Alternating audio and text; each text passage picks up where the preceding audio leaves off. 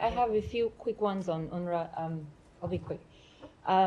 Take your time. You got interrupted a few times, so go ahead and attempting to interrupt you again. And now I interrupted you. Sorry. Go ahead. Go ahead, Humaira. Have you asked other UN agencies, like your funding is stopped for now, and you know there's legislation that has not yet passed within supplemental that might bar you completely from resuming that funding, but that legislation is not on the House floor yet. So I guess I'm wondering what you guys are doing in the meantime. Have you asked other UN agencies to pick up the slack? And exactly what did you ask them to do? Like, are there UNRWA workers on the ground right now actually working for other UN agencies who are doing the distribution of aid? We have been in conversations both with the United Nations and with other countries around the world about how to make sure that the important work that UNRWA does is not interrupted. We want to ensure that humanitarian assistance continues to flow to the Palestinian people. Right now, UNRWA is the key facilitator of humanitarian assistance in Gaza, and we don't want to see that humanitarian assistance disrupted in any way. At the same time, we are obviously cognizant of the draft legislation and the provision that it contains.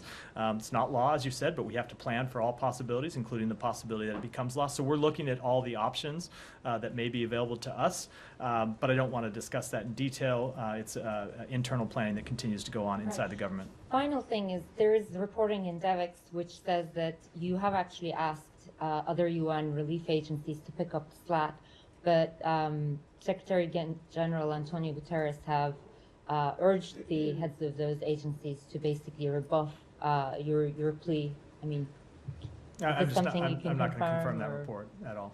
Sorry. Can I just very briefly follow up? Yeah. I'm guessing you may not have a lot to say about this, but following on Humaira's question, Brett McGurk, of course, is in the region. I know he works in a different building, but do you have any?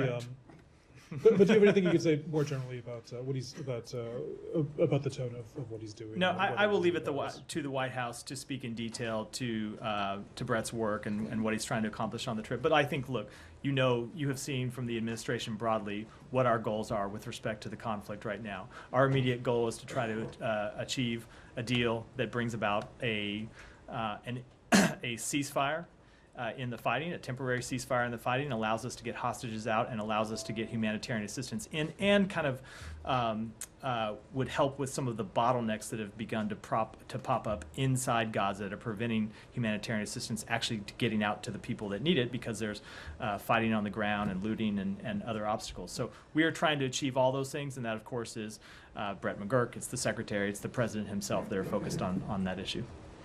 Said, go ahead. Thank you. To follow up on Thank you for being sort of patient. Sorry? Thank you for being somewhat patient. Oh, no, I did not mean to interrupt. It's fine. So apologies. I feel like a school marm up here. I feel like a school marm scolding people unnecessarily. Anyway, just to follow up on Humaira. Yeah, I don't know. Is that that's a Texas coming a little bit of archaic term, yeah. Right. Okay. So, just to follow up on her point, you said that you're hoping that a deal will be struck. What if it doesn't get struck? I mean, we have been there before. There were these artificial deadlines and calendars, and a week here, and the end of October, then the end of November, then, December, the end of the year, and all these things. I mean, to be honest, Palestinians and Israelis fought in Ramadan many, many times, and they were struck. So, what if a deal is not struck? What is your vision on how this thing will end? So I'm not going to deal with a hypothetical, as I think you know.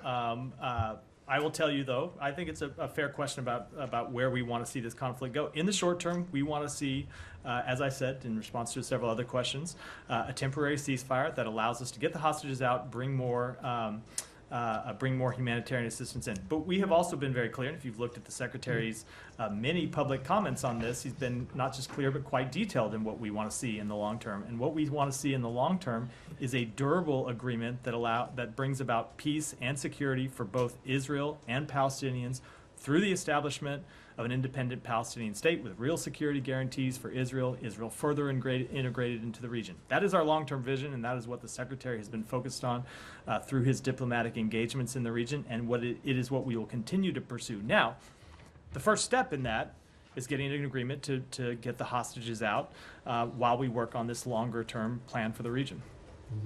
Well, yeah, I'm sorry, a couple more points. But, you know, in the meantime, people can't get food. I mean, kids, children, you know, 5-year-olds, my grandson's age and so on. So, I mean, they're not getting, they're asking for bread, for crying out loud. They're standing in line asking for bread, and bread is not getting in. So what do you, I mean, you keep saying about things like the need for things to go in, you know, but it's not going in, man.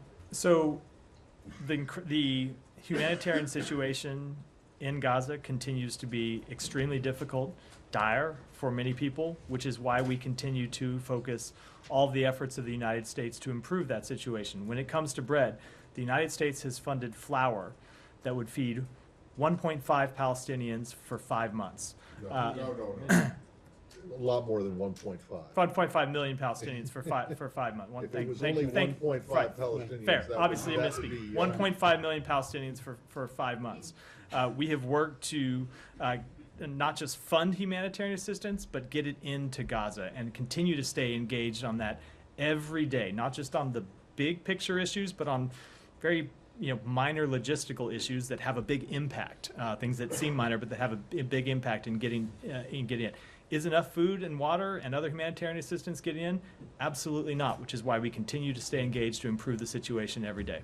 You know, you talk about the Palestinian State, although we've heard statements that are really emphatic by the Prime Minister of Israel, saying no, under no circumstances whatsoever, and so on.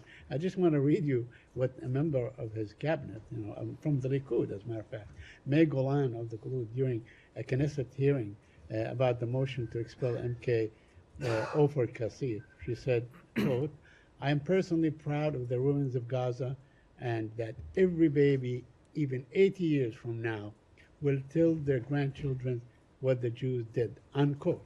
I mean, this is the kind, this is not someone extreme. It's not Smotrich, it's not Ben Gvir.